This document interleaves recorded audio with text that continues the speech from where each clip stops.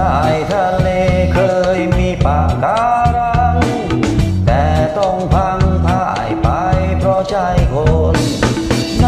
ทะเลมีกุ้งหอยปลาปูปะการังเป็นที่อยู่ที่กิน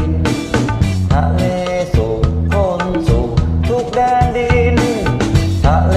สิ้นคนเศร้าจนเหงาตายทะเล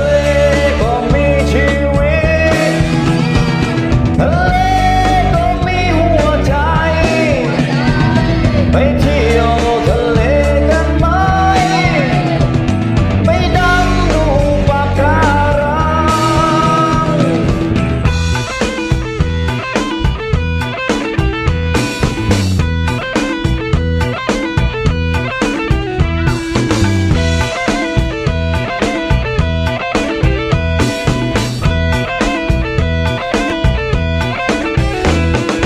ลมทะเลพัดความเศร้ามาเยือนคอยย้ำเตือนว่าทะเลจะวิกฤตใต้ทะเลต้องล้มตายหลายชีวิตเพราะคนผิดโทมทำลายนักชายฝั่งทำทะเลให้คงเป็นทะเลเติมทะเล